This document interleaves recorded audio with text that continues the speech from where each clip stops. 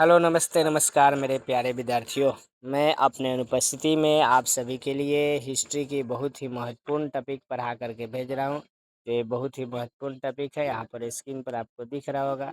ये टॉपिक है जिसका नाम है हिस्ट्री। ठीक है, तो हिस्ट्री में देखेंगे आप लोग यहाँ पर जो भारतीय इतिहास का इसमें टॉपिक है हिस्ट्री का।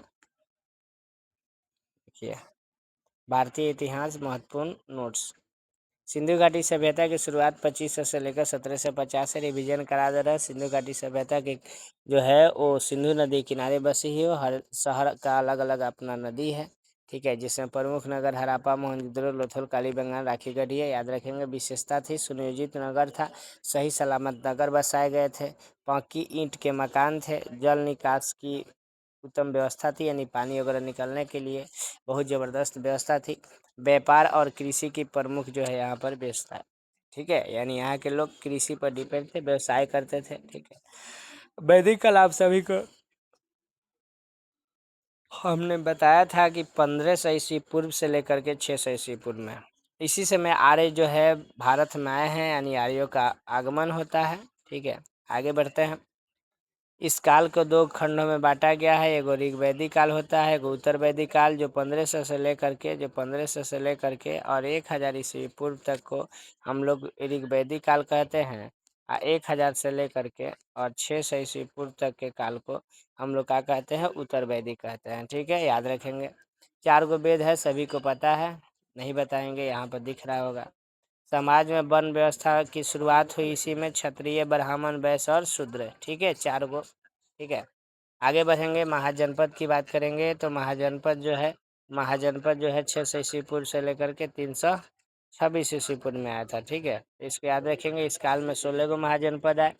प्रमुख महाजनपद मगध है, कोसल, अवंती है, वत्स है, काशी है, कुरु है, पंचाल है। ठीक है, इस काल में बुद्ध और महावीर का जन्म हुआ था, इसको ध्यान रखना है। ठीक है, यानी महाजनपद के काल में है। ठीक है, क्योंकि महावीर का जन्म 563 ईस्वी पूर्व में और गौतम बुद्ध का जन्म जो है 540 ईस्वी पूर्व में।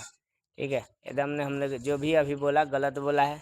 ठीक है, क्योंकि महावीर स्वामी का जो जन्म हुआ था 540 ईस्वी पूर्व में और गौतम बुद्ध का 563 में। ठीक है, इसी पूर्व में। मौर्य साम्राज्य की बात करेंगे तो आप सभी को पता होगा कि मौर्य साम्राज्य के संस्थापक चंद्रगुप्त मौर्य है, जो पढ़ा चुके हैं। प्रमुख शासक इसमें का मौर्य साम्राज्य में चंद्रगुप्त मौर्य का पिताजी बिंदुसार, बिंदुसार के पिताजी महान सम्राट अशोक। ठीक है, इसके बाद बात करेंगे। अशोक ने कलिंग का युद्ध लड़ा था 261 ईस्वी पूर्व में, ये भी बता चुके हैं। बौद्ध धर्म को अपनाया था और अशोक के शिलालेख के पूरे भारत में पाए जाते हैं। मुगल साम्राज्य जो है 526 से लेकर 1857 ईस्वी तक चलता है। संस्थापक जो है बाबर है ना। प्रमुख शासक जो हुमायूं है, अकबर है, जहांगीर है, शाहजहां है, औरंगजेब है, जो कि हमने अभी नहीं पढ़ाया है। आपको मिडाइवल हिस्ट्री पढ़ाएंगे तो उसमें हम बता देंगे। ठीक है, आगे बढ़ते हैं बाबू। अकबर जो है महान से महान शासक था। उसने एगो अपना धर्म चलाया था, जैसे अशोक जैसे अपना धर्म चलाया, उसी तरह अकबर ने भी एगो अपना धर्म चलाया था, जिसके धर्म का नाम है दीन ए इलाही। कौन सा? दीन ए इलाही। बार बार एग्जाम में क्वेश्चन आता है कि दीन ए इलाही धर्म की स्थापना किसने किया? तो अकबर ने किया। शाहजहां ने ताजमहल का निर्माण कराया था अपनी बेगम मुमताज की याद में। ठीक है, अब है स्वतंत्रता संग्राम। मॉडर्न हिस्ट्री से क्वेश्चन है कुछ 1857 का विद्रोह जो है पहला जो है प्रथम स्वतंत्रता संग्राम होता है। और प्रमुख आंदोलन जो है इसमें असहयोग आंदोलन होता है 1920 से लेकर सविनय अवज्ञा आंदोलन 1930 में। भारत छोड़ो आंदोलन 1942 में होता है।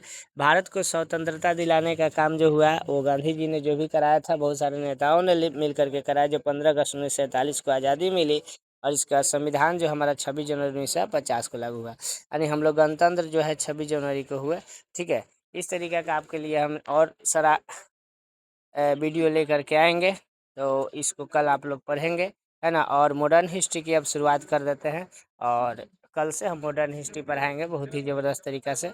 ठीक है, तो आप हिंदी पढ़ेंगे और इसको याद करके आएंगे। आगे आपको हम मॉडर्न हिस्ट्री लेकर के आते हैं नेक्स्ट दिन। तब तक के लिए धन्यवाद। जय हिंद, जय भारत।